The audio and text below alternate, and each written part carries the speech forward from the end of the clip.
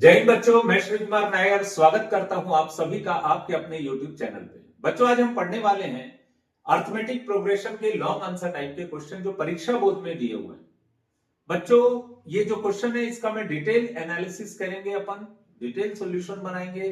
पर आपसे रिक्वेस्ट है कि हर क्वेश्चन को प्रैक्टिस करके देखिएगा। कोई भी डाउट होगा तो मुझसे कमेंट सेक्शन में पूछ सकते हैं और अच्छे से प्रैक्टिस करेंगे तो आपके पूरे कंसेप्ट क्लियर हो जाएंगे। तो शुरुआत करते हैं बच्चों फर्स्ट क्वेश्चन से। इसमें बोल रहा है सम ऑफ एन टर्म कितना दिया हुआ है S1। Some of N term को क्या नाम दिया गया है S1। एन टर्म्स को क्या नाम दिया गया है S1। ठीक। और सम ऑफ एन टर्म का फॉर्मूला क्या होता है बच्चों? n/2 2a plus n-1d। इसको हमने क्या नाम दिया? S1। ये हो गया हमारा पहला इक्वेशन। फिर क्वेश्चन में क्या बोल रहा है बच्चों? ध्यान दीजिएगा, सम ऑफ एन टर्म्स के बाद आपको क्या दिया हुआ है? Sum of to N terms.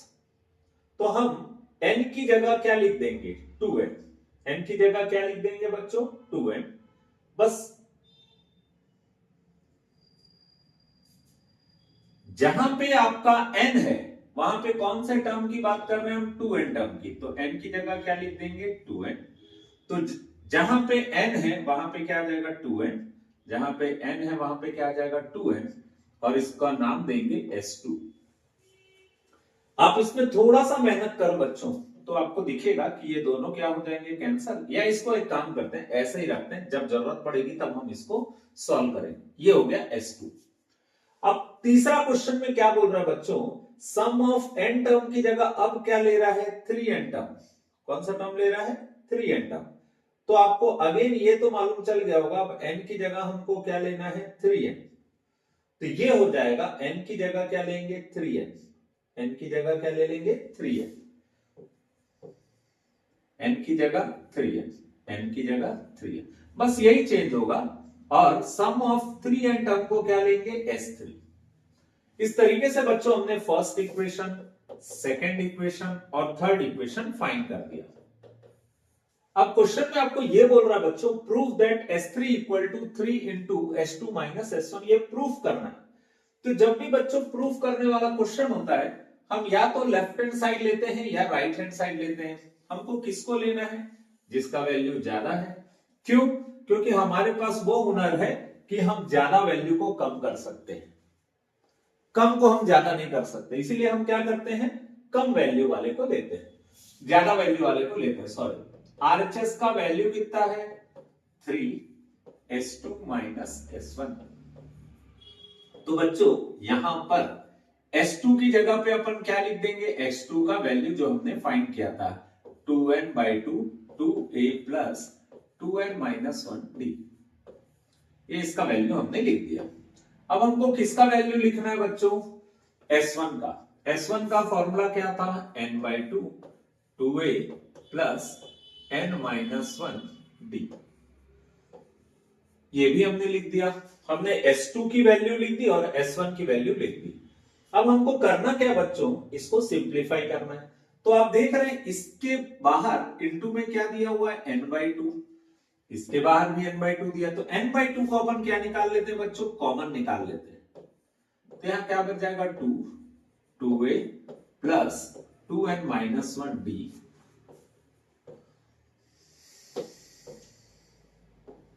ठीक है, यहां से n/2 निकल गया तो क्या बचेगा? 2a plus n-1d। बच्चों है एकदम सिंपल, सिर्फ आपको सिंप्लीफाई करना है। और सिंप्लीफाई आप कैसे करोगे बच्चों? 3n/2। इस 2 को 2a से मल्टीप्लाई किए कितना आ जाएगा? 4a। इस 2 को इससे मल्टीप्लाई करेंगे तो कितना आ जाएगा बच्चों? 4n-2। ये 2 2n से मल्टीप्लाई हुआ तो कितना हो गया? 4n। ये 2 1 से मल्टीप्लाई हो जाएगा तो कितना होगा? 2। इस तरीके से बच्चों हम क्या लिख लेते हैं? 4n-2। अब यहां पे ब्रैकेट को ओपन करते हैं तो प्लस 2a क्या हो जाएगा? -2a, क्योंकि इस ब्रैकेट के सामने माइनस है। जब भी बच्चों याद रखिएगा, छोटी सी चीज है, पर जब भी किसी ब्रैकेट के सामने माइनस रहता है तो वो अंदर का डिजाइन चेंज कर देता है। प्लस वाले को क्या बना देता है? माइनस, प्लस वाले को माइनस। दूसरा एक चीज और याद रखिएगा बच्चों, 3 इंटू 2 इंटू 4 है तो 3 2 जा कितना होगा 6 इंटू 4 24 आएगा। हम कभी भी ये गलती नहीं करते कि 3 को 2 से भी मल्टीप्लाई करते हैं और 3 को 4 से भी मल्टीप्लाई करते हैं। मैं ऐसा इसलिए बता रहा हूं बच्चों, क्योंकि कई लोग के मन में ये डाउट होगा जब हम 2 को इधर मल्टीप्लाई कर रहे हैं तो हमने इससे तो मल्टीप्लाई किया, इससे क्यों नहीं किया। तो बच्चों हमेशा याद रखना, मल्टीप्लाई जब होता है तो मल्टीप्लाई में अगर मल्टीप्लाई का साइन दिया हुआ तो सिर्फ 1 से मल्टीप्लाई होगा, पर यदि इसमें बीच में प्लस का साइन दिए रहता, अगर बीच में प्लस का साइन दिया रहता तो 3 2 से भी मल्टीप्लाई होता प्लस 3 4 से भी मल्टीप्लाई होता। लेकिन ये फैसिलिटी कब होता है, जब आपके पास प्लस दिए रहेगा। मल्टीप्लाई दिया है तो पूरा मल्टीप्लाई मत कर देना, 3 को 2 से भी कर दी और 3 को 4 से भी कर दी, ऐसी गलती मत करना। ये गजब का मैथ्स आपको भूल जाना है। आपको करना क्या है, सिर्फ ये 2 को किससे मल्टीप्लाई करना, या तो इससे या इससे। मैंने इससे क्यों नहीं किया बच्चों, क्योंकि अगर आप यहां देखो दोनों जगह डी है तो हम डी को इजीली कॉमन निकाल सकते हैं। ठीक है, अब यहां पे हमारा काम क्या रहेगा, हम यहां पर जो सेम वैल्यू है उसको एक साथ लिख देते हैं, मींस ए वाले को एक साथ लिख दिए। ये 4a है और ये 2a को हमने यहां लिख दिया। यहां पे क्या है 4n-2d और ये क्या है n-1d, इसको हमने साथ में लिख दिया। अब हमको करना क्या बच्चों, अब हमको करना है इसको सिंप्लीफाई, और जब हम इसको सिंप्लीफाई करेंगे तो ये क्या आ जाएगा, ये आ जाएगा 3n/2। आप देख रहे हैं बच्चों यहां पे 4a-2a है तो कितना हो जाएगा 2a। फिर यहां पर d है और यहां पर भी d है तो हम क्या लिखेंगे बच्चों, 4n-2 -n-1, और दोनों में से d को क्या निकालेंगे, कॉमन। अब यहां पे हमको करना क्या है बच्चों, इसको सिंप्लीफाई करना है।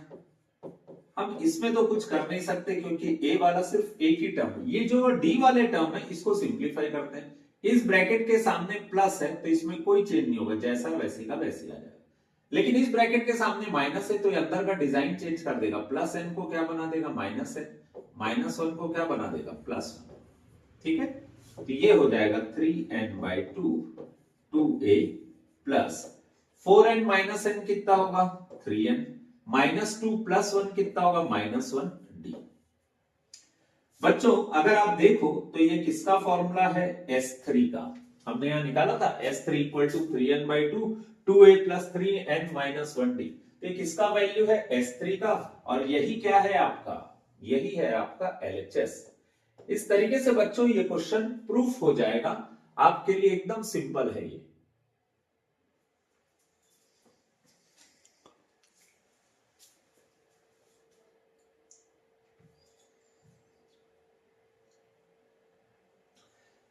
नेक्स्ट क्वेश्चन में बोल रहा है how many terms of this series give the sum make the sum 78। तो आपको क्वेश्चन में पूछ रहा है इसमें कितने टर्म को प्लस करेंगे तो 78 आएगा।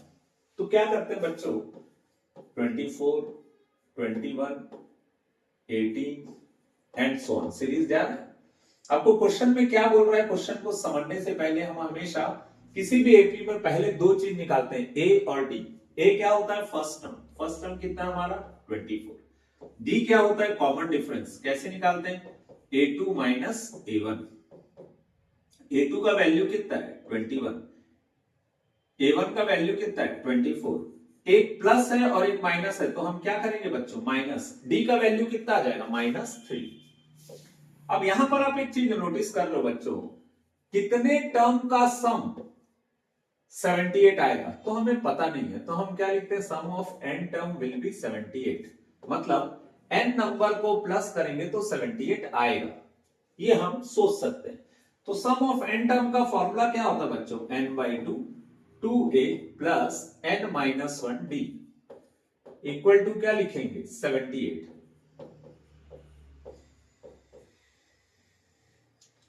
a का वैल्यू कितना है 24, d का वैल्यू कितना है -3 इक्वल टू कितना है 78। तो ये हो जाएगा n/2 2 × 24 कितना होगा 48, -3 को n से मल्टीप्लाई किए -3n, -3 को -1 से मल्टीप्लाई किए +3 इक्वल टू कितना होगा 78। अब बच्चों यहां पे सॉल्व करने के लिए हमको सबसे पहले ब्रैकेट को सॉल्व करना पड़ेगा, लेकिन देख रहे बच्चों ये 2 डिवाइड में, तो अगर मैं इसको क्रॉस मल्टीप्लाई करूं तो ये मल्टीप्लाई में आ जाएगा। तो हम इसको क्या लिख सकते हैं, एकदम बेसिक अलजेब्रा है बच्चों, इसमें कोई दिमाग नहीं लगाना है। जैसे ये 48 है और ये 3 है, दोनों प्लस में, तो 48 प्लस 3 कितना होगा 51, माइनस ये क्या लिखा हुआ है 3n इक्वल टू 78। बच्चों जो 2 यहां था उसको हम क्या करेंगे, यहां पे ले जाके मल्टीप्लाई कर देंगे, तो डिवाइडेड बाई 2 इधर आके क्या हो जाएगा मल्टीप्लाई बाई 2। ये हो जाएगा, n को 51 से मल्टीप्लाई करेंगे और n को 3n से भी मल्टीप्लाई करेंगे, और 78 को जब आप 2 से मल्टीप्लाई करो तो कितना आ जाएगा बच्चों 156। अब यहां पर हम इसको लिख सकते हैं 50n minus 3n square equal to 156। बच्चों आपको मैथ्स के बेसिक में मालूम होगा, ये जो क्वेश्चन दिख रहा है आपको, ये किस फॉर्मेट में दिख रहा है, क्वाड्रेटिक इक्वेशन के फॉर्मेट में दिख रहा है। इसका हाईएस्ट पावर कितना है 2, और जिसका हाईएस्ट पावर 2 रहता है बच्चों उसको हमेशा पॉजिटिव रहना चाहिए, पर ये क्या है यहां पर नेगेटिव। तो हम इसको पॉजिटिव कैसे बना सकते हैं, इक्वल टू को उस तरफ ट्रांसफर करके, माइनस 3n स्क्वायर उधर जाके क्या होगा plus 3n square. n square के बाद किसको रहना चाहिए n को, तो ये 50n इधर आके क्या हो जाएगा माइनस 50n, और 156 ऑलरेडी यहां पे है, तो इक्वल टू कितना होगा 0। ठीक है, अब इसको सिंप्लीफाई करने के लिए आपके पास दो मेथड है बच्चों, या तो आप क्या कर सकते हैं, क्वाड्रेटिक इक्वेशन के फॉर्मूला मेथड से बना सकते हैं, या स्प्लिटिंग द मिडिल टर्म से बना सकते हैं। आपको जो मेथड अच्छा लगता होगा आप उस मेथड से बना सकते हैं। तो ये हो गया 3n square minus 51n plus 156 equal to कितना होगा 0। यहां से अगर हम 3 कॉमन निकालें तो ये क्या हो जाएगा n स्क्वायर माइनस ये आ जाएगा 17n प्लस 52 इक्वल टू कितना हो जाएगा 0। इसी को लिख सकते हैं n square minus 17n plus 52 equal to 0, और ये जो 3 मल्टीप्लाई में कॉमन निकालें उसको यहां डिवाइड कर देते हैं। तो बच्चों कॉमन क्यों निकाले, ताकि ये क्वेश्चन थोड़ा सा इजी हो जाए, नंबर्स बड़े हैं तो उसको स्प्लिट करने में हमको दिक्कत जाएगी। तो जब हमने इसको 3 को कॉमन निकाला तो ये सिंपल आ गया बच्चों। अब इसको सिंप्लीफाई करने के लिए हम अगेन क्या करते हैं, फर्स्ट को और लास्ट को मल्टीप्लाई करते हैं और उसके ऑप्शन लिखते हैं। 2 इंटू 26 कितना होगा 52,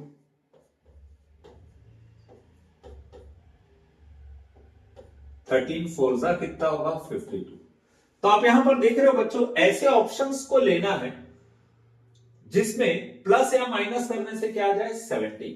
तो आप देख रहे हो बच्चों 13 और 4 को प्लस करोगे तो कितना आ जाएगा 17, पर यहां पे मुझे 17 के साथ क्या चाहिए n, तो मैं अगर यहां n लगाऊंगा तो मुझे यहां भी n और यहां पर भी क्या लगाना पड़ेगा n।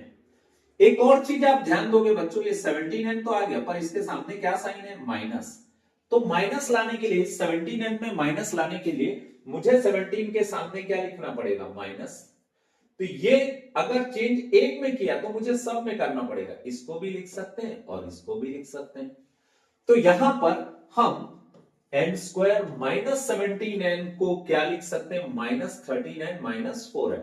क्या लिख सकते हैं बच्चों minus 13n minus 4n plus 52 equal to 0, ऐसा लिख सकते हैं। अब यहां तक लिखने के बाद आपको एक चीज और पता चलेगी बच्चों कि हमको इसमें से क्या निकालना पड़ेगा कॉमन। कॉमन कैसे निकालते हैं, जो वैल्यू दोनों में रहती है उसको कॉमन निकालते हैं। n दोनों में है तो n कॉमन निकाल के, यहां 2n था, एक निकल गया तो एक बचेगा, यहां से n निकल गया तो क्या बचेगा बच्चों 13। और कभी भी यहां से कॉमन निकालना रहता है बच्चों तो हमेशा सामने वाले साइन को लिखते हैं। और 4 यहां देखिए n है पर यहां n नहीं है, यानी n कॉमन नहीं निकलेगा। 4 और 52 में छोटा कौन है 4, तो हम 4 को कॉमन निकालेंगे क्योंकि 4 के टेबल में 52 आएगा 13 टाइम्स में। ठीक है बच्चों, तो यहां से 4 निकल गया तो क्या बचेगा n, यहां 52 है इसमें से 4 निकलेगा तो क्या बचेगा, डिवाइड करके चेक कर दें कितना बचेगा 30। और बच्चों ये आपको मालूम है जब भी आप माइनस कॉमन निकालोगे नेगेटिव वाला पॉजिटिव और पॉजिटिव वाला क्या हो जाएगा नेगेटिव। इस तरीके से हम इसको सिंप्लीफाई करेंगे। अब बच्चों यहाँ पे अगेन आप एक चीज नोटिस कर रहे हो n-13 यहां भी है, n-13 यहां भी है, तो n-13 को कॉमन निकाल लेते हैं। जब मैं n-13 को कॉमन निकालूंगा बच्चों, तो यहां पे क्या बचेगा, यहां बचा है n और यहां बचा है -4, तो n-4 इक्वल टू क्या हो जाएगा, 0। मुझे ऐसा लगता है बच्चों आपको यहां तक समझ आ गया होगा। अब हमको करना क्या है, इसके आगे सिंप्लीफाई करने के लिए हमको क्या लिखना पड़ेगा, n-13 इक्वल टू 0, तो n इक्वल टू कितना होगा, 13। सिमिलरली n-4 इक्वल टू कितना होगा, 0, तो n इक्वल टू कितना होगा, 4।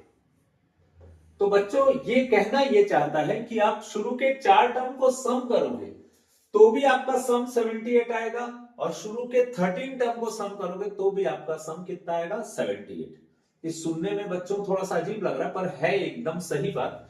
देखिए आप अगर शुरू के 3 टर्म जो दिए हैं उसको देख के ये समझ आ जाएगा आपको कि ये वैल्यूज कम होते जा रही है। इसका मतलब अगर ये 24 है, ये 21 है, 3 कम, ये 21 18 है, 3 कम, तो और 3 कम होगा तो ये कितना होगा, 15। आप इसको प्लस करके देखिए बच्चों, आपका आंसर आएगा 78। सिमिलरली हम जब इसको आगे सॉल्व करते जाएंगे, कम करते जाएंगे, तो 12 9 6 3 और वैल्यूज माइनस में भी आएगी। तो जब आप ऐसे 13 वैल्यूज को लिखोगे तो देखिएगा बहुत सारी वैल्यूज कैंसल हो जाएगी। ये हो गया, जैसे 1 2 3 4 5 6 7 8, फिर 9 टर्म क्या होगा आपका, 0, फिर क्या होगा, -3, फिर क्या होगा, -6, फिर क्या होगा, 9, फिर क्या होगा, 12, माइनस। तो आप ये नोटिस कर लो बच्चों, ये वैल्यू कट जाएगा, ये वैल्यू कट जाएगा, ये वैल्यू कट जाएगा, ये वैल्यू कट जाएगा, बचेगा क्या, सिर्फ ये। तो 13 टर्म भी रहेगा तो उनका सम करोगे तो आपका आंसर कितना आएगा, 78। ये आपको सॉल्व नहीं करना है बच्चों, आपके लॉजिक को क्लियर करने के लिए मैंने इसको बताया है। आपको इसको थोड़ा समझने की कोशिश करिएगा। मैं चाहता हूं कि आप अपना अप्रोच सही रखें बनाने का। अब इसका नेक्स्ट क्वेश्चन है, in a flower bed there are 23 roses in first row. मतलब एक फूलों के क्यारी बनी हुई, उसमें एक फ्लावर बेड में कितने रोज हैं, 23। फर्स्ट फ्लावर बेड में कितने, 23 रोज। सेकेंड फ्लावर बेड जो है उस सेकेंड रो में कितने फ्लावर हैं, 21, देन 19। तो आप एक चीज नोटिस कर लो बच्चों, इसमें दो दो फ्लावर बेड क्या होते जा रहा है, कम। मतलब स्टार्टिंग में 23 है, फिर क्या हो गया 21, फिर क्या हो गया 19, इस तरीके से ये कम होते जा रहा है। ठीक, आपको पूछ रहा है there are 5 plant in the last row, यानी लास्ट रो जो होगा आपका उसमें कितने प्लांट्स हैं, 5। शुरुआत कितने से था, 23 से। तो आपको पूछ रहा है ऐसे कितने रो यहां पे बनेंगे। हमको ये पता नहीं है कि ये कौन से नंबर का रो, पर ये पता है कि ये लास्ट रो है। तो जो भी नंबर बच्चों लास्ट में रहता है उसको हम क्या लेते हैं, nth रो। और nth टर्म का फॉर्मूला क्या होता है, a plus n minus 1 d। a का वैल्यू क्या है आपका 23, d का वैल्यू क्या है आपका a2 माइनस a1, a2 का वैल्यू 21, a1 का वैल्यू 23। तो सॉल्व करेंगे तो कितना आएगा, -2। तो हम क्या करेंगे बच्चों, ये वैल्यू को पुट करते हैं। a की वैल्यू 23, n-1, d की वैल्यू -2 इक्वल टू क्या होगा, 5।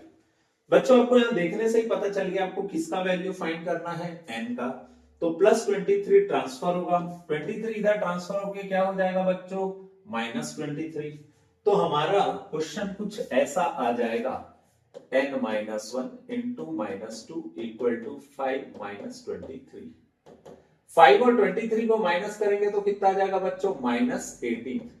आपको n का वैल्यू निकालना, -2 मल्टीप्लाई इधर आके क्या हो जाएगा, डिवाइड, माइनस माइनस कट जाएगा, 2 और 18 को डिवाइड करें तो कितना आ जाएगा, 9। तो यहां से आपको यह पता चल गया बच्चों कि n का वैल्यू क्या है, 10।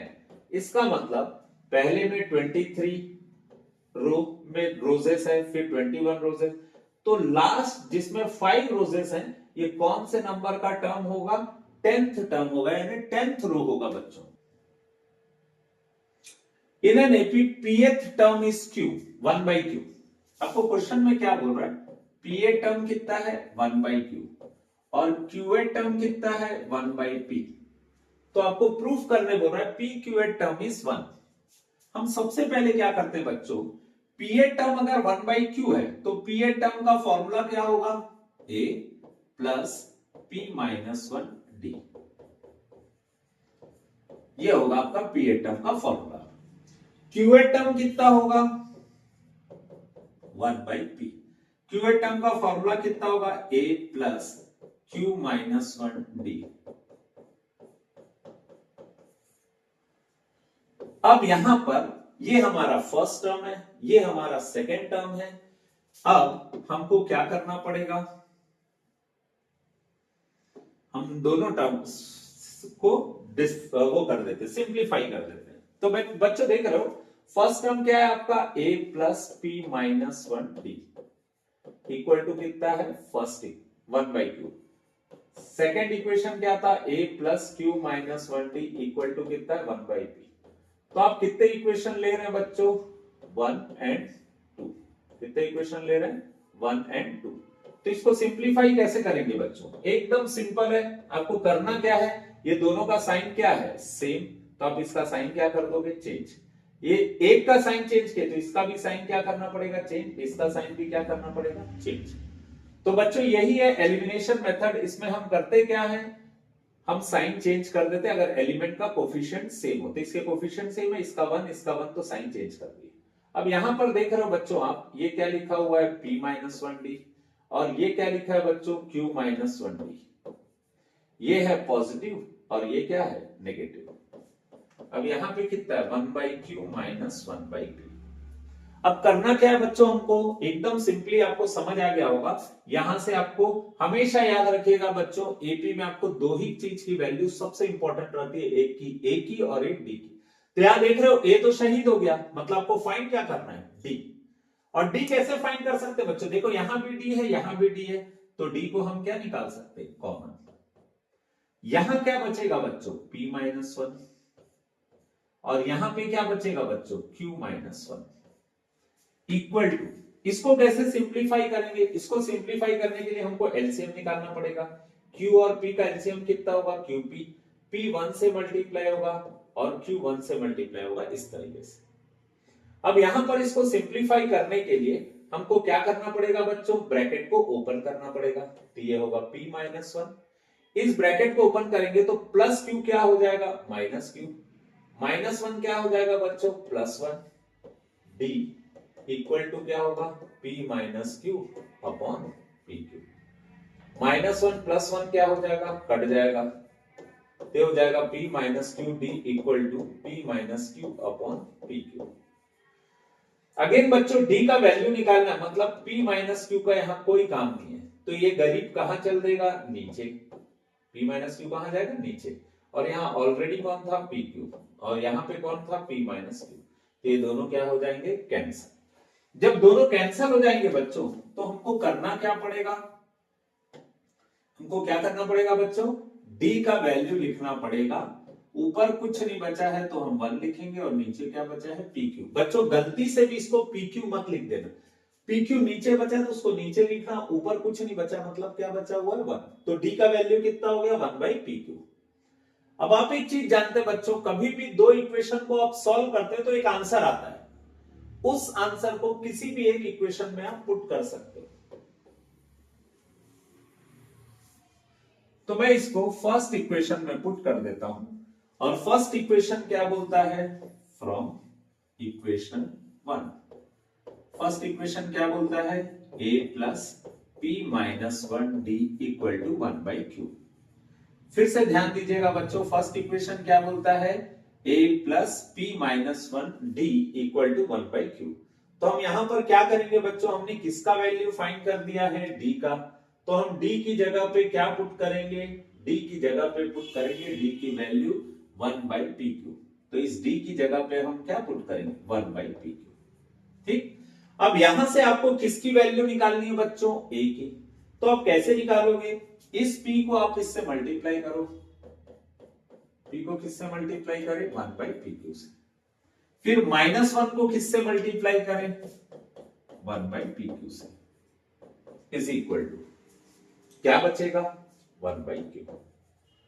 यहां से p कैंसल हो जाएगा, a plus 1/q minus 1/pq equal to 1/q। बच्चों मेरे ख्याल से आपको समझ आ गया होगा हमको करना क्या था, इसको इससे और इससे दोनों से मल्टीप्लाई करना था। अब यहां पर हमारा टारगेट है ए की वैल्यू निकालना, तो हम क्या करेंगे, इन दोनों वैल्यू को ट्रांसफर करते हैं। तो प्लस 1/q इधर आके क्या हो जाएगा, माइनस 1/q, माइनस 1/pq इधर आके क्या हो जाएगा, प्लस 1/pq। तो ये दोनों कैंसल, a इक्वल टू आ जाएगा 1/pq। इस तरीके से बच्चों आपने a और d का वैल्यू फाइंड कर लिया। अब आपको और अच्छी बात यह है कि a का वैल्यू भी 1/pq है और d का वैल्यू भी 1/pq है। अब आपको फाइंड क्या करना है बच्चों, आपको क्या फाइंड करना है, pq टर्म। बच्चों आपको मालूम है nth टर्म का फॉर्मूला क्या होता है, a plus n minus 1d, पर आपको फाइंड क्या करना है, pq टर्म। तो n की जगह पे क्या आ जाएगा, pq। n की जगह क्या आ जाएगा बच्चों, pq। तो n की जगह पे आप क्या लिख दोगे, pq। अब बच्चों यहां पे करना क्या है, इसका वैल्यू प्रूफ करना है। हमें a का वैल्यू मालूम है कितना होता है, 1/pq। हमें d का भी वैल्यू मालूम है कितना है, 1/pq। तो आप देख रहे हैं यहां पे दो टर्म बच्चों, पहला ये और दूसरा ये, दोनों में कौन है कॉमन, 1/pq क्या है कॉमन। तो यहां से 1/pq निकल गया तो क्या बचेगा 1, यहां से 1/pq निकल गया तो क्या बचेगा, pq माइनस 1। तो प्लस 1 माइनस 1 कैंसल हो जाएगा, यहां पे आ जाएगा 1/pq और यहां पे क्या बचेगा, pq। तो pq pq कैंसल, इसका आंसर कितना आ जाएगा 1। तो इस तरीके से आप देख रहे हो बच्चों pq टर्म का वैल्यू कितना आया, 1। यही हमको प्रूफ करना था।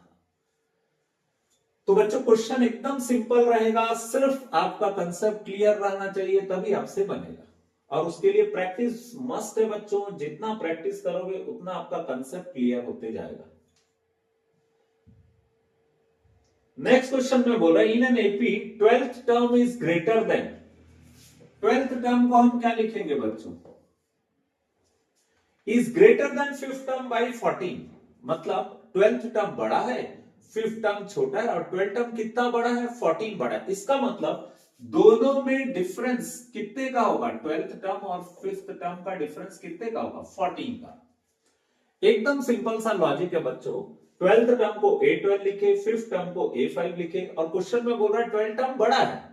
12th टर्म बड़ा होगा तो 5th टर्म क्या होगा, छोटा, और कितने से छोटा है, 14 से।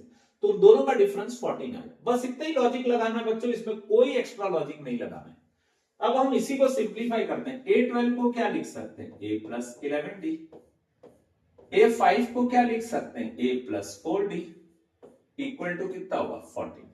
इस ब्रैकेट के सामने प्लस है बच्चों, तो जिस ब्रैकेट के सामने प्लस रहता है उसमें कोई चेंजेस नहीं होता, जिस ब्रैकेट के सामने माइनस रहता है अंदर का पूरा डिजाइन चेंज कर देता है। तो ये आ गया ऐसे, ए क्या हो जाएगा cancel, 11D minus 4D equal to कितना होगा, 14। 11 माइनस 4 करेंगे तो कितना होगा, 7D इक्वल टू 14। तो D इक्वल टू कितना आ जाएगा, 14/7। D इक्वल टू आ जाएगा 2। तो D का वैल्यू कितना आ गया बच्चों, 2।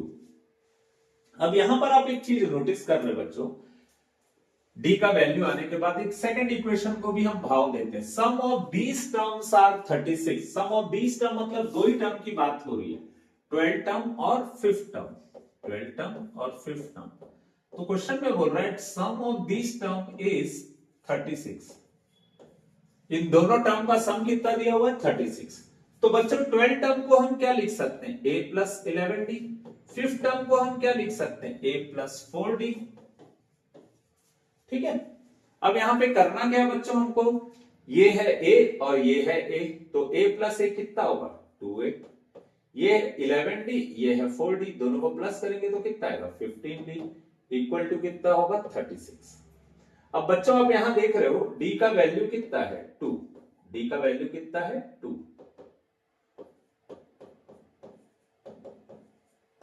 ठीक, तो ये हो जाएगा 2A प्लस 15 टू जा कितना होगा, 30 इक्वल टू कितना होगा, 36।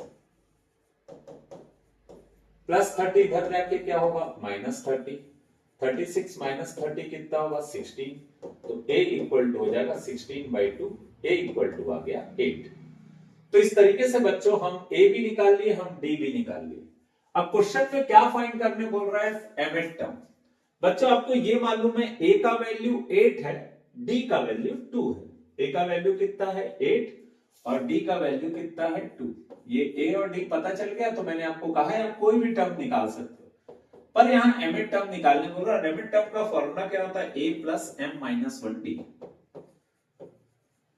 a की वैल्यू कितनी है 8, m माइनस 1, डी की वैल्यू कितनी है 2, तो जाएगा 8 प्लस 2 को m से मल्टीप्लाई किए तो 2m माइनस 2। तो आप यहां पर देख रहे हो बच्चों, ये 2m तो एज इट इज आ जाएगा, 8 माइनस 2 कितना होगा 6। तो आपका mth टर्म कितना आएगा बच्चों, 2m प्लस 6। इस तरीके से ये सिंप्लीफाई हो जाएगा बच्चों।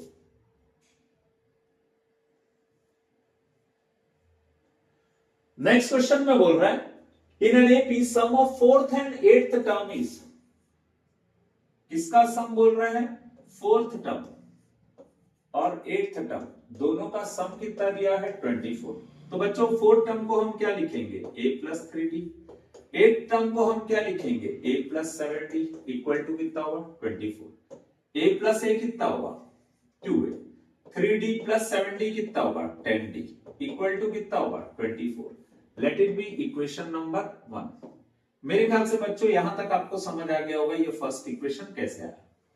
अब क्वेश्चन में बोल रहा है sum of 6th and 10th term, 6th term और 10th टर्म का सम कितना दिया हुआ है बच्चों 44। 6th टर्म को हम क्या लिखेंगे a plus 5d, 10th term को हम क्या लिखेंगे a plus 9d। a plus a कितना होगा 2a और 5d और 9d को प्लस करेंगे तो कितना आ जाएगा 14d। 2a plus 14d equal to कितना होगा 44। इसको हम कंसिडर कर लिए सेकंड इक्वेशन। तो आप नोटिस कर रहे बच्चों, हमारे पास दो इक्वेशन आ गया, और जब भी दो इक्वेशन आता है और हमारे पास दो अननोन वैल्यू है, तो बच्चों ये कॉमन सेंस है, एलिमिनेशन मेथड से उसको सॉल्व कर देंगे। तो ये आ गए हमारे दोनों इक्वेशन, फर्स्ट इक्वेशन और सेकंड इक्वेशन। आप देख रहे हो बच्चों दोनों का साइन क्या है, सेम। साइन सेम रहेगा तो ये सिंप्लीफाई नहीं हो सकता, तो हमने इसका साइन क्या कर दिया, चेंज। एक का साइन चेंज किया तो दूसरे का भी साइन चेंज कर दिया। 2a क्या हो जाएगा कैंसल। 14d माइनस 10d कितना होगा 4d। 44 माइनस 24 कितना होगा 20। तो d इक्वल टू कितना होगा 20/4, d इक्वल टू आ जाएगा 5।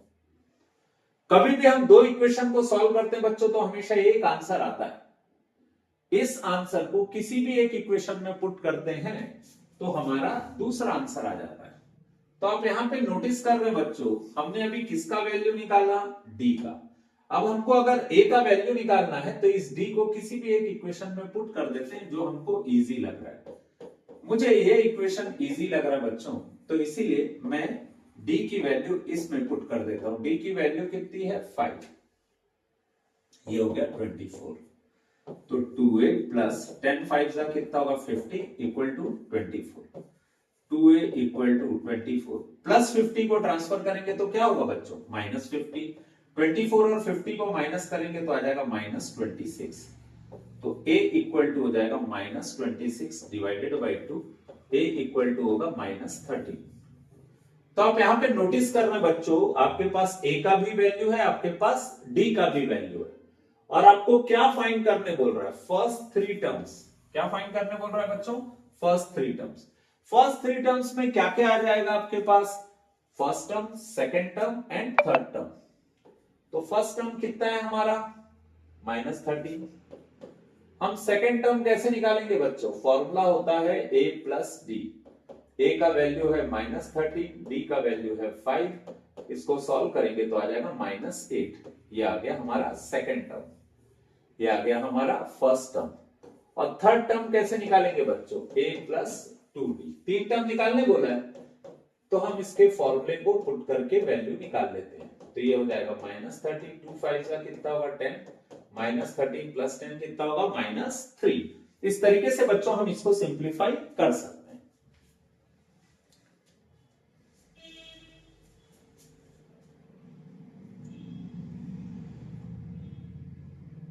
क्वेश्चन नंबर 7 में बोल रहा है in an AP pth term is q.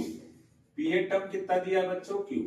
Pth term का फॉर्मूला क्या होगा? A plus P minus 1 d. Qth term is p. अब क्वेश्चन में बोल रहा है क्यू ए टर्म कितना है? पी। क्यू ए टर्म का फॉर्मूला क्या है? A plus Q minus 1 D is equal to कितना होगा? पी। ये हो गया सेकेंड टर्म। ठीक, अब इससे होगा क्या? हम इन दोनों को क्या कर सकते हैं? सिंप्लीफाई कर सकते हैं। कैसे करेंगे बच्चों? दोनों इक्वेशन को एलिमिनेशन मेथड से सॉल्व करके ए और डी की वैल्यू निकाल सकते हैं। तो यहां पे आप नोटिस कर रहे हो बच्चों कि दोनों का कोफिशिएंट सेम है और दोनों का साइन भी क्या है? सेम। तो हम इसका साइन क्या कर देते हैं? चेंज। तो ये दोनों क्या हो जाएगा? कैंसल। यहां पे क्या बचेगा? p माइनस 1 डी और प्लस साइन को हमने क्या कर दिया? माइनस, और क्या बचेगा? q minus 1 D is equal, यहां पे क्या बचा है? q। यहां का साइन हमने चेंज कर दिया तो q माइनस p। अब यहां पर आप एक चीज नोटिस करो बच्चों, लेफ्ट साइड में जो है दोनों जगह d है, तो हम d को क्या निकाल सकते हैं? कॉमन निकाल सकते हैं। d को क्या निकाल लिए? कॉमन। तो यहां पे क्या बचेगा बच्चों? p minus 1 minus q minus 1, और यहां पे क्या बचेगा? q minus p। ठीक है, अब इसको एक बात हमको मालूम होनी चाहिए बच्चों, जिस ब्रैकेट के सामने प्लस रहता है, इस ब्रैकेट के सामने प्लस है तो कोई चेंज नहीं होगा, जैसा वैसी का वैसे। इस ब्रैकेट के सामने क्या है बच्चों? माइनस। तो माइनस क्या करता है? आपका पूरा डिजाइन चेंज कर देता है। प्लस क्यू को कहां बना देता है? Minus Q. माइनस 1 को कहां बना देता है? प्लस 1। ठीक है, अब आप एक चीज अगेन नोटिस कर रहे हैं बच्चों, यहां पर प्लस 1 माइनस 1 जब कट जाएगा और इसका वैल्यू बचेगा p minus Q upon p minus Q D, और यहां पे बचेगा q माइनस p। तो आप एक चीज नोटिस करेंगे बच्चों, वैल्यू सेम है पर साइन अलग अलग है। तो हम क्या कर सकते हैं? यहां से अगर मैं माइनस को कॉमन निकालूं, किसी भी नंबर से अगर माइनस कॉमन निकलता है तो नेगेटिव वाला क्या हो जाता है? पॉजिटिव, और पॉजिटिव वाला क्या हो जाता है? नेगेटिव। तो d इक्वल टू कितना आ जाएगा?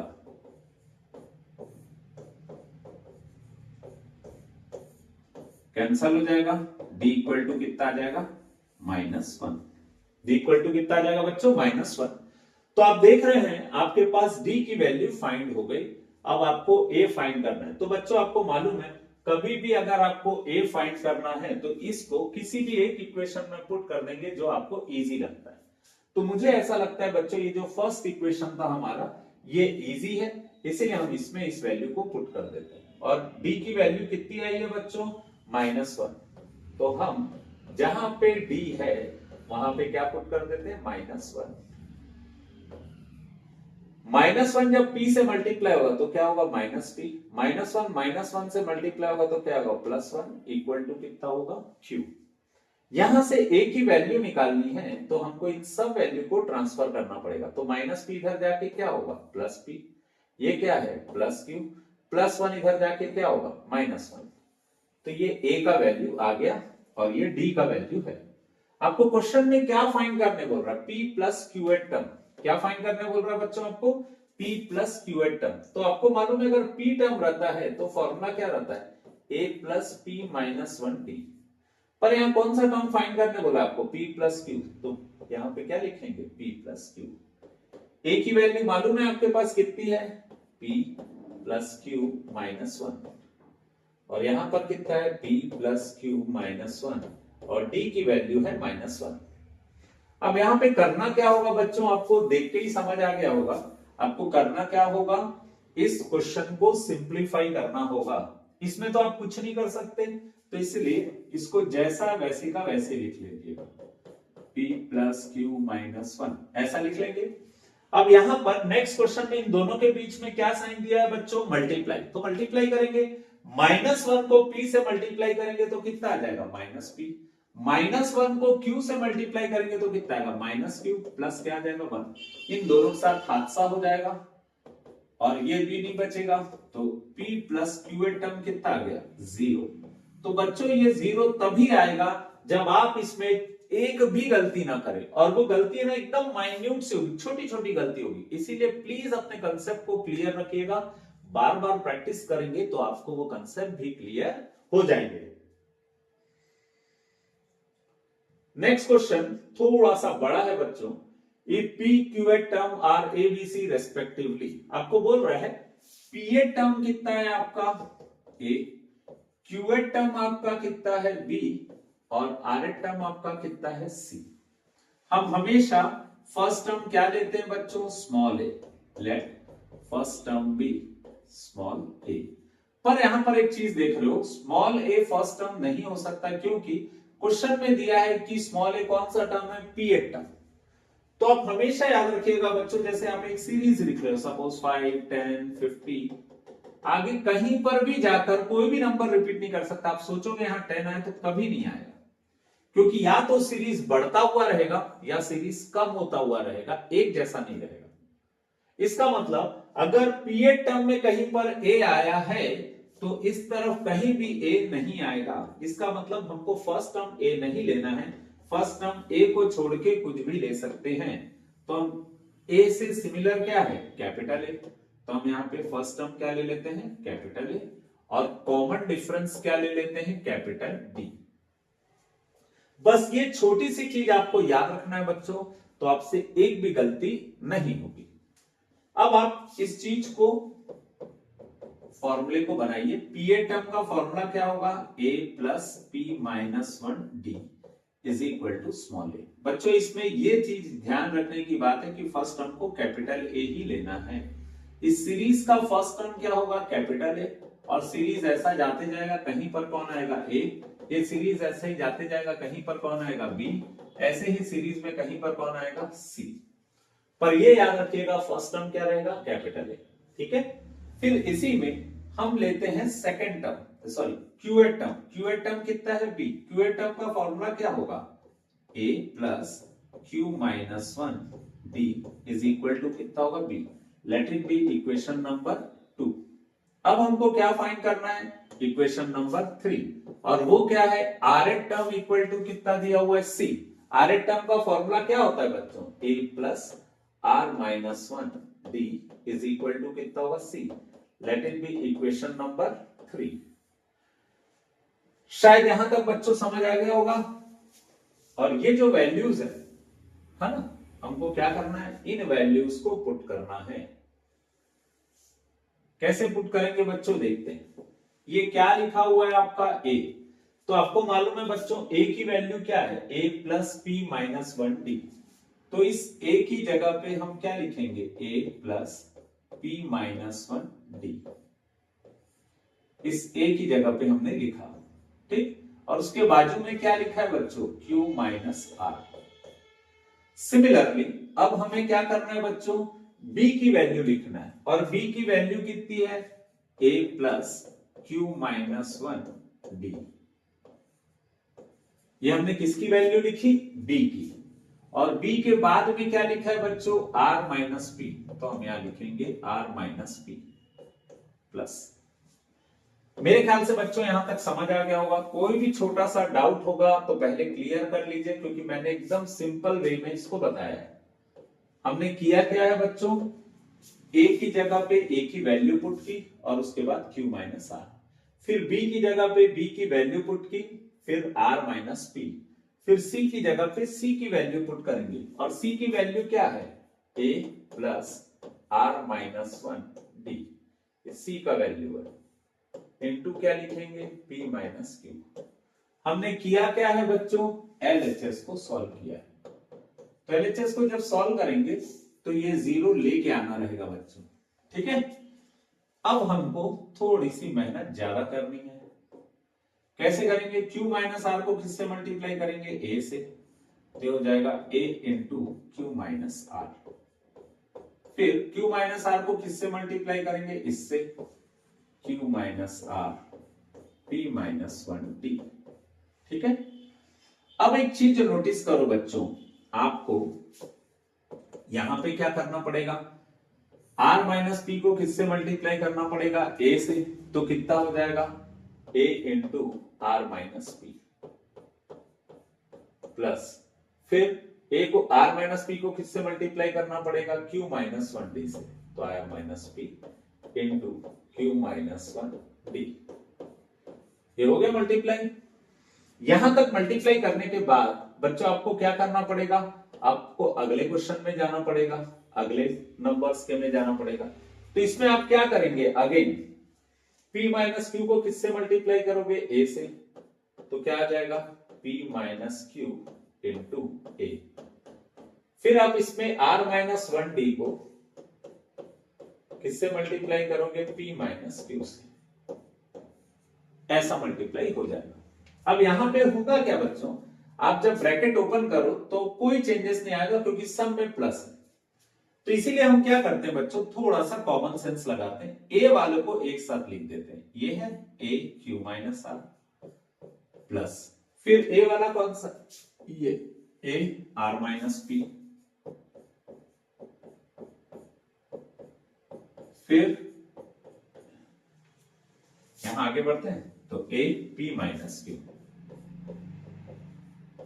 सिमिलरली हमारे पास डी वाले भी वैल्यूज हैं, कौन है डी वाला वैल्यू, ये, तो हम क्या करते हैं, डी वाली वैल्यू को लिखते हैं, कौन सी है, Q minus R P minus 1। मैंने डी को सामने लिख दिया बच्चों, उससे कोई फर्क नहीं पड़ेगा।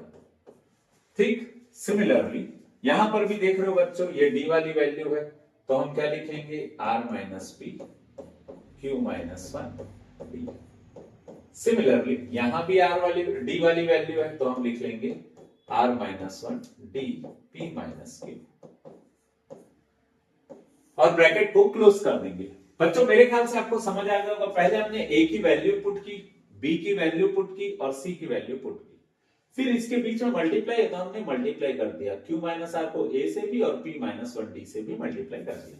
इसी तरीके से इसको भी इन दोनों से मल्टीप्लाई कर दिया और इसको भी इन दोनों से मल्टीप्लाई कर दिया। फिर हमने क्या किया बच्चों, ए को एक साथ लिख दिया और डी वाले को एक साथ लिख दिया। तो इससे होगा क्या, आप ये देख रहे हैं यहां पे हो जाएगा, ए को कॉमन निकाल लेते हैं, तो क्या बचेगा बच्चों, यहां बचा क्यू माइनस आर, यहां पे क्या बचेगा, ए निकल गया तो आर माइनस पी, यहां पे क्या बचेगा, ए निकल गया तो p माइनस क्यू। अब यहां से भी आप एक चीज नोटिस कर रहे हो बच्चों, सब से d कॉमन निकाल सकते हैं, इन सब से क्या कर सकते हैं, d कॉमन निकाल सकते हैं। और जब d हम कॉमन निकालेंगे बच्चों, तो यहां पे क्या बचेगा, q minus R p minus 1, और यहां पे क्या बचेगा बच्चों, यहां से भी d निकाल लेते हैं हम बाहर, यहां से d निकाले तो क्या बचेगा, r माइनस p, और क्या बचेगा, q माइनस 1। यहां से भी हमने d बाहर निकाल लिया तो क्या बचेगा, r minus 1 p minus q। अब इसके बाद जो करना है बच्चों, वो थोड़ा सा मेहनत करने वाला है, और वो मेहनत आपसे तभी होगी जब आप आराम से सॉल्व करेंगे इसको। एकदम हलवा है बच्चों। देखो यहाँ पे माइनस आर प्लस आर क्या हो जाएगा, कैंसल, ये दोनों कैंसल, इनके साथ क्या होगा, हादसा, तो a के पास कुछ नहीं बचा, a इंटू क्या लिखेंगे, 0। अब देखते हैं d क्या गुल खिलाता है, तो हम q को पहले किससे मल्टीप्लाई करेंगे, p से, तो कितना आ जाएगा, qp pq, कुछ भी लिख सकते हो। फिर q को हम किससे मल्टीप्लाई करेंगे, -1 से। तो बच्चों हमेशा याद रखना, मल्टीप्लाई करते हैं तो साइन मल्टीप्लाई होता है पहले, प्लस माइनस कितना होगा, माइनस, और q को 1 से मल्टीप्लाई किए, q इंटू 1 कितना होगा, q।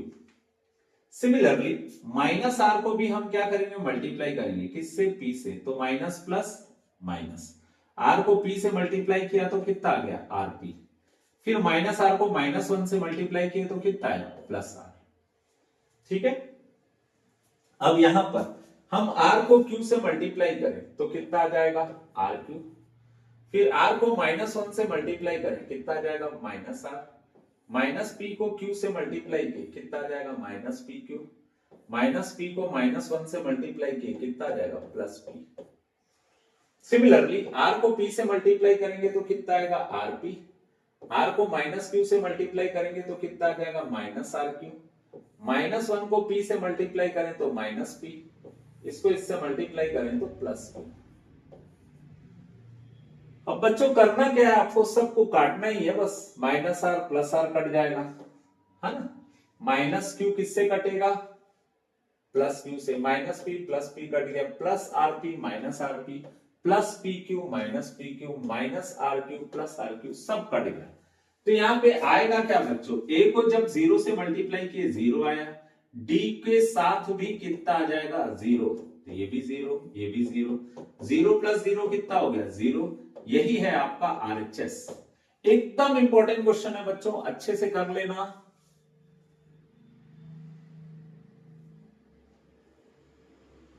नेक्स्ट क्वेश्चन में बोल रहा है insert 5 arithmetic mean between 11 and -7। ये 11 है और ये क्या है -7। इसके बीच में कितने अर्थमेटिक मीन लगाने हैं 5, A2 A3 A4 A5।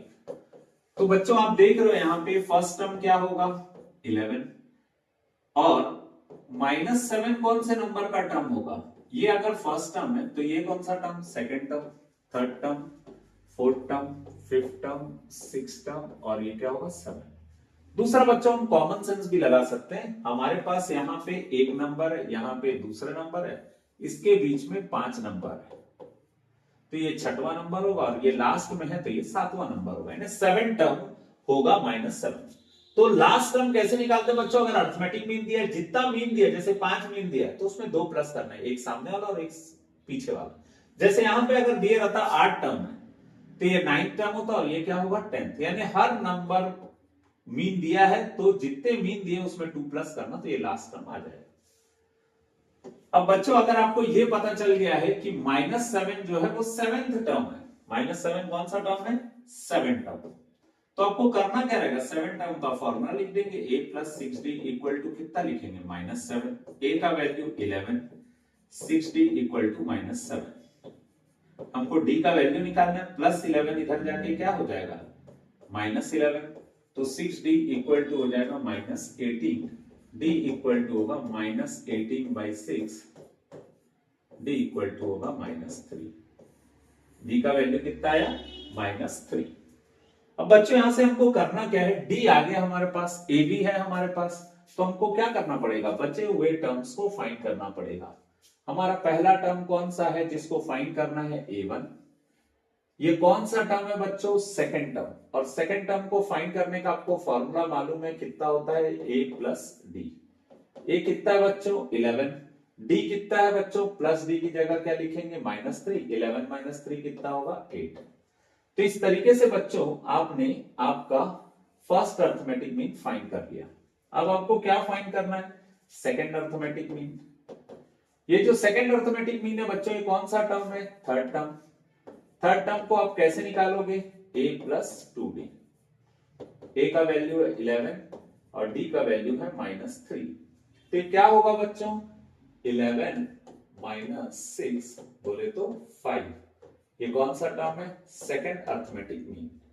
ऐसे ही बच्चों अगर हमको थर्ड अर्थमेटिक मीन फाइंड करना है, थर्ड अर्थमेटिक मीन फाइंड करना है, तो थर्ड अर्थमेटिक मीन को हम कौन सा टर्म लिखेंगे फोर्थ टर्म, और फोर्थ टर्म का फॉर्मूला क्या होता है a + 3d, a का वैल्यू 11, 3, d का वैल्यू -3, तो ये हो जाएगा 11 - 9 बोले तो 2, ये भी आ गया आपके पास। अब आपको क्या फाइंड करना बच्चों फोर्थ अर्थमेटिक मीन फाइंड करना है। कौन सा अर्थमेटिक मीन फाइंड करना है फोर्थ। फोर्थ अर्थमेटिक मीन को हम क्या लिख सकते हैं a5 को क्या लिखेंगे a + 4d, a का वैल्यू 11, 4d का वैल्यू -3, 11 - 12 बोले तो -1, तो आपका फोर्थ मीन कितना आ गया -1। अब लास्ट है आपका फिफ्थ मीन। फिफ्थ मीन मतलब कौन सा टर्म होगा सिक्स टर्म।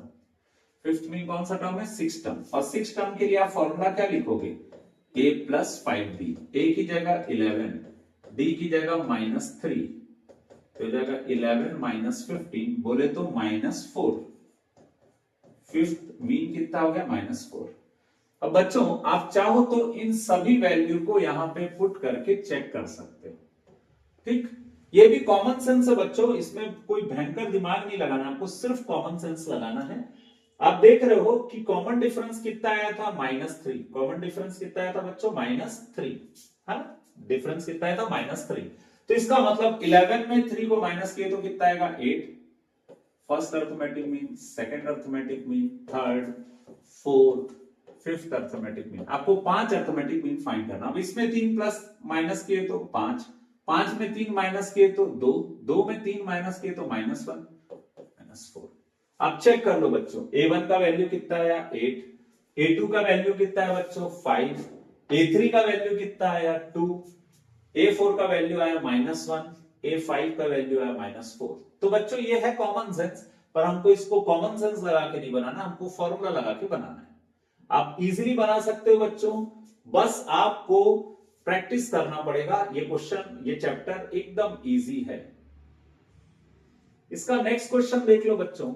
ये नेक्स्ट क्वेश्चन जो है इसमें बोल रहे हैं 3 अलग अलग एपी है और तीनों के सम को, एक के सम को S1 बोला गया है, एक के सम को S2 बोला गया है और एक के टर्म को क्या बोला गया है S3।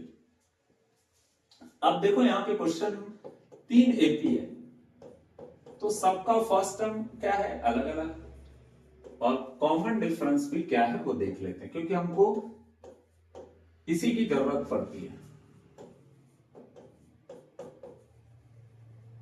ठीक, अब इसको समझना बच्चों करना क्या है। क्वेश्चन में बोला है sum of first term is unity. हर सीरीज का फर्स्ट टर्म कितना है, पहला सीरीज हो चाहे दूसरा सीरीज हो चाहे तीसरा सीरीज हो, तीनों का फर्स्ट टर्म कितना है 1। कॉमन डिफरेंस D कितना है 1, दूसरे का 2 और तीसरे का 3। ठीक है, अब आपको क्वेश्चन में बोल रहा है एस फर्स्ट सीरीज जिसका फर्स्ट टर्म 1 है, कॉमन डिफरेंस 1 है, तो उसके सम ऑफ n टर्म को हमने क्या लिया है S1। ठीक है, अब सम ऑफ n टर्म का आपके पास फॉर्मूला क्या होता है बच्चों, सम ऑफ n टर्म का फॉर्मूला होता है n/2 2a प्लस n-1d, ये होता है फॉर्मूला। तो यहां पर a की जगह हम क्या पुट करेंगे 1, क्योंकि यहां क्वेश्चन में दिया है इस सीरीज का फर्स्ट टर्म कितना है 1। n की जगह n और d की जगह भी पुट करेंगे 1। बच्चों ये क्यों किए समझने की कोशिश करना। सम ऑफ n टर्म का फॉर्मूला होता है n/2 2a प्लस n-1d, ये होता है फॉर्मूला। अब आप यहां पर देख रहे हो ये जो फर्स्ट सीरीज है इसका पहला टर्म कितना दिया हुआ है 1, कॉमन डिफरेंस कितना दिया है 1, तो हमने इसको पुट कर दिया। और बच्चों ये बोला गया है इस सीरीज में सम ऑफ n टर्म को इसने क्या नाम दिया गया है S1। तो इस सम ऑफ n टर्म का वैल्यू कितना दिया है S1। अब हमको इसको सिंप्लीफाई करना बच्चों, कैसे सिंप्लीफाई होगा, 2 1 जा कितना होगा 2, 2 1 जा कितना होगा बच्चों 2, तो हम यहां पे क्या लिख देंगे 2। n-1 को 1 से मैं एक काम करता हूं बच्चों, इसको है ना सिंप्लीफाई कर देता हूं। तो S1 का वैल्यू कितना होगा n/2, 2 into 1 2, n-1 को 1 से मल्टीप्लाई करें तो कितना आ जाएगा n-1, तो S1 का वैल्यू आ जाएगा n/2 2 - 1 प्लस n। ठीक, और 2 - 1 कितना होता है बच्चों 1, तो इसका आंसर आ जाएगा S1 का n+1 n/2, ये आ गया S1 का वैल्यू। तो हम क्या कर सकते हैं बच्चों, यहां पे S1 की वैल्यू पुट कर देते हैं।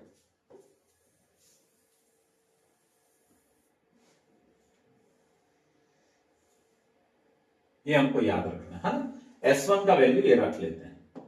अब हमको सेकंड सीरीज निकालना है बच्चों। Again sum of n term का फॉर्मूला क्या होता है n/2 2a प्लस n-1d, ये फॉर्मूला होता है। हम किसके लिए पढ़ रहे हैं बच्चों, सेकंड सीरीज के लिए, फॉर सेकंड सीरीज।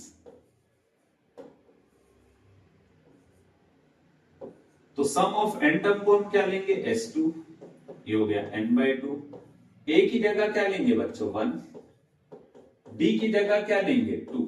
ऐसा हमको क्वेश्चन में दिया, a का वैल्यू 1 है और d का वैल्यू कितना है 2। तो हम इसको क्या करते हैं बच्चों सिंप्लीफाई। हम इसमें थोड़ा कॉमन सेंस भी लगा सकते हैं बच्चों। क्या कॉमन सेंस लगा सकते हैं,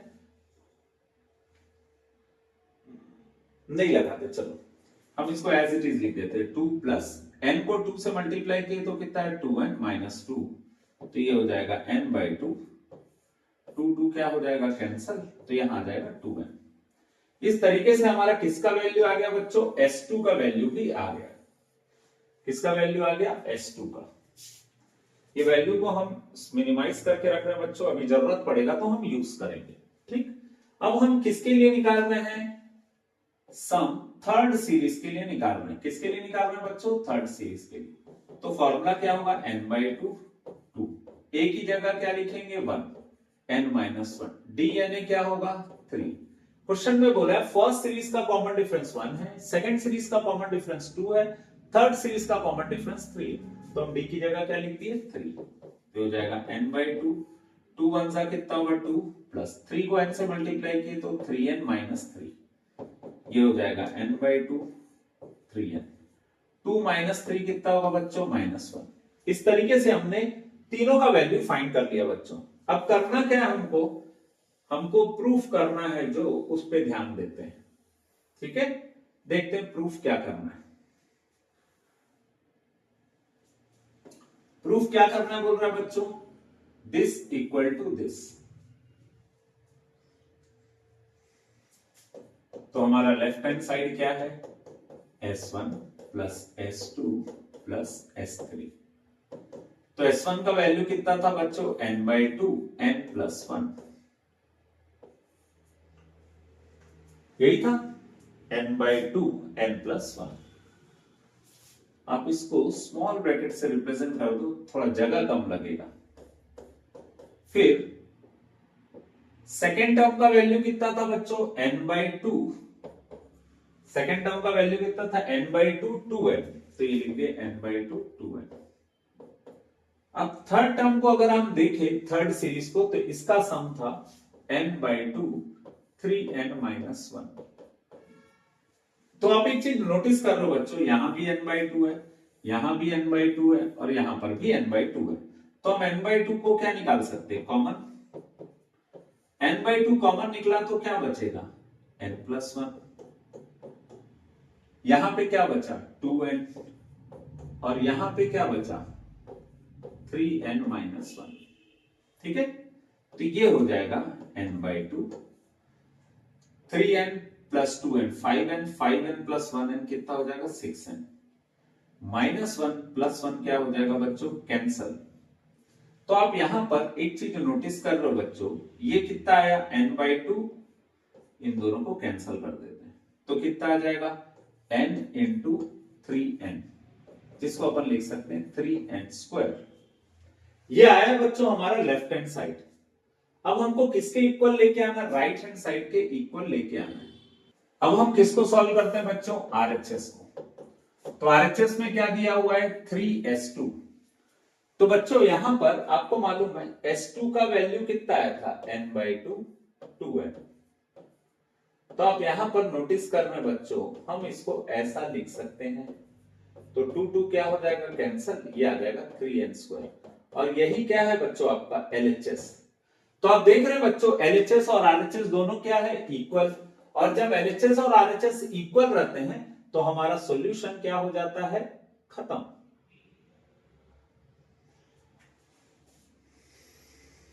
नेक्स्ट क्वेश्चन में बोल रहा है बच्चों, sum of pth term is a। Sum of pth term कितना दिया हुआ है a। तो बच्चों सम ऑफ पीएड टर्म अगर a दिया हुआ है, सम ऑफ क्यूएड टर्म कितना दिया हुआ है b, और सम ऑफ आरएड टर्म कितना दिया हुआ है c, तो आपको प्रूफ करना है दिस इक्वल टू 0। तो हमको करना क्या रहेगा बच्चों, sum of P term a दिया हुआ है, इसका मतलब हमारा फर्स्ट टर्म स्मॉल a नहीं हो सकता। तो हम यहां पर क्या लिखेंगे, let first term be capital A। ये कंपलसरी है बच्चों लिखना, और कॉमन डिफरेंस को भी कैपिटल में ले लो, कॉमन डिफरेंस भी capital D। Sum of P term का फॉर्मूला कितना होगा, p/2 2a plus p-1 d is equal to कितना होगा a। तो ये हो जाएगा p/2 2a plus p-1 d। ये ऐसा लेके आए आपने बच्चों। अब इसमें ना एक चीज नोटिस करिए, आप एक चीज नोटिस करिए, जो हमको प्रूफ करना उसमें a के नीचे क्या लिखा हुआ है p, इस a के नीचे क्या लिखा हुआ है p। ये a के नीचे p तभी आ सकता है जब ये जो p मल्टीप्लाई में है यहां आके क्या हो जाएगा, डिवाइड। ये जो p ऊपर था वो कहां जाएगा बच्चों, नीचे। तो इस तरीके से हमारे a बाई पी का वैल्यू आ गया। किसका वैल्यू आया बच्चों, a बाई पी का, इसका वैल्यू आ गया। अब हम कॉन्सेंट्रेट किस पे करते हैं, इसके लिए। तो आपको मालूम है सम ऑफ क्यू टर्म का वैल्यू कितना है, b, और सम ऑफ क्यू टर्म का फॉर्मूला क्या होगा, q by two, 2a plus q minus 1 d equal to कितना होगा, b। अब हम यहां पे क्या कर सकते हैं बच्चों, ये जो q है इसको नीचे डाल देते हैं, तो कितना हो जाएगा, b बाई क्यू, और ये हो जाएगा 1 by two, 2a plus q minus 1 d। ठीक, अब हमको करना क्या है, अब हमको ये करना है कि आर टर्म का सम कितना दिया हुआ है, c, sum of r term कितना दिया है, c। Sum of r term का फॉर्मूला क्या होता है, r बाई टू टी 2a plus r minus 1 d equal to कितना होगा, c। अगेन r को भी नीचे डाल देते हैं, तो क्या हो जाएगा 1 by two, 2a plus r minus 1 d equal to कितना हो जाएगा, c बाई r। इसको ले लेते हैं थर्ड इक्वेशन। ये क्या है हमारा सेकंड इक्वेशन, और ये क्या है फर्स्ट इक्वेशन। अब बच्चों करना क्या है, आपको इन सब वैल्यू को इसमें पुट करना है। तो हम क्या करते हैं,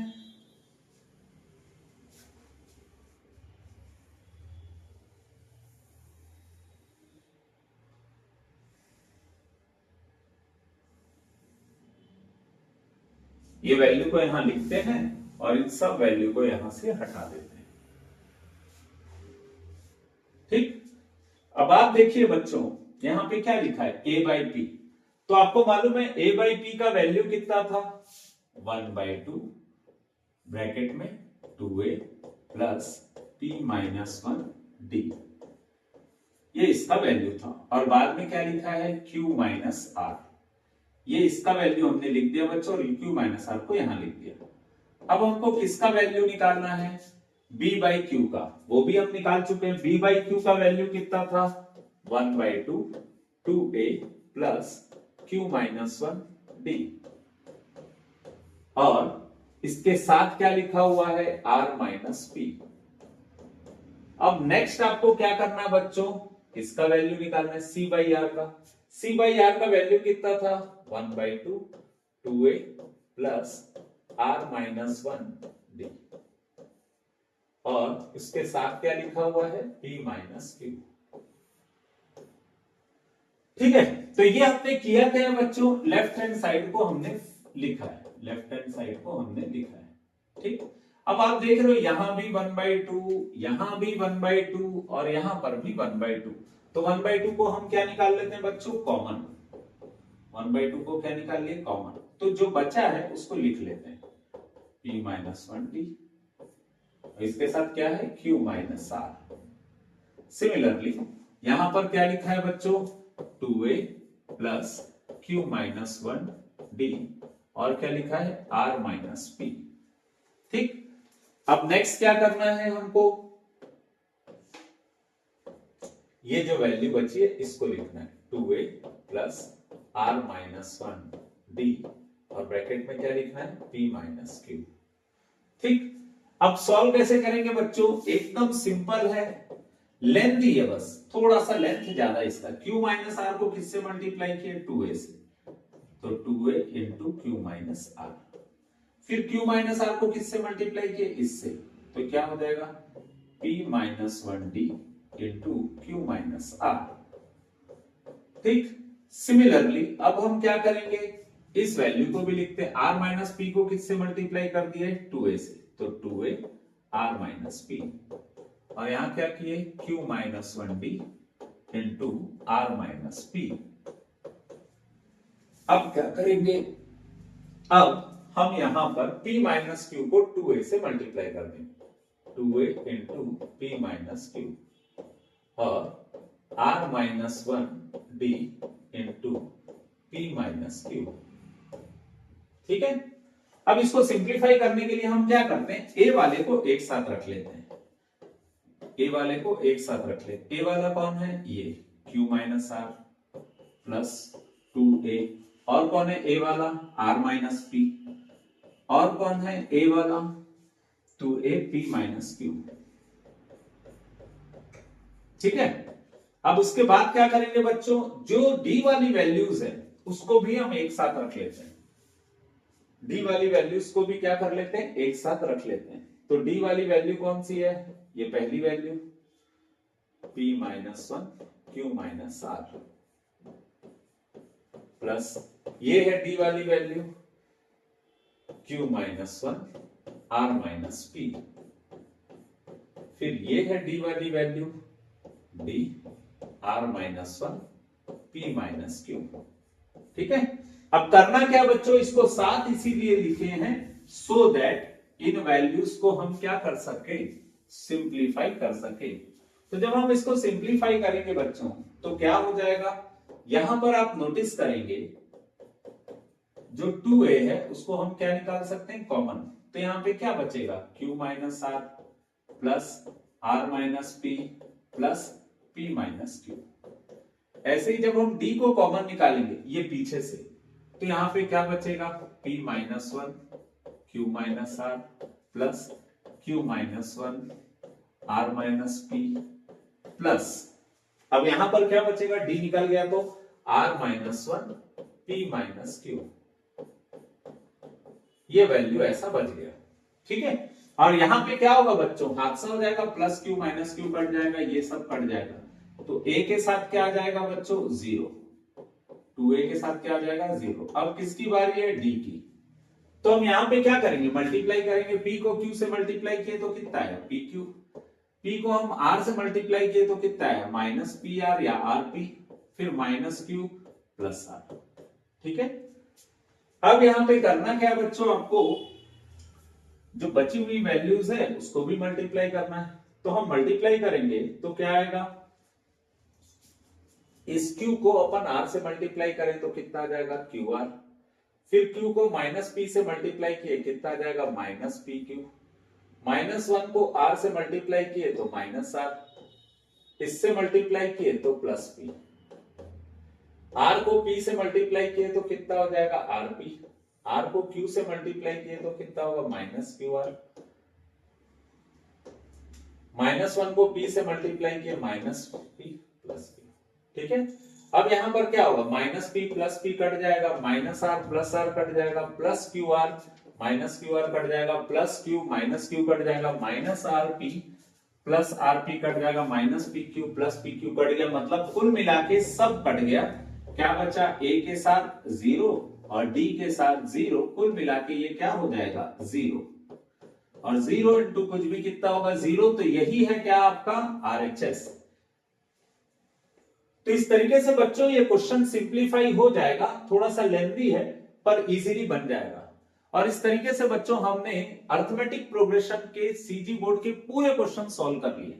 अब बच्चों पूरी जिम्मेदारी से आप क्वेश्चंस को बनाइएगा, जितने ज्यादा प्रैक्टिस करेंगे उतने अच्छे आपके कंसेप्ट क्लियर होंगे और उतने आप परफेक्ट हो जाएंगे क्वेश्चंस बनाने के लिए। ऑल द बेस्ट बच्चों, अच्छे से प्रैक्टिस करिएगा और अच्छे नंबर स्कोर करिएगा। Thank you very much.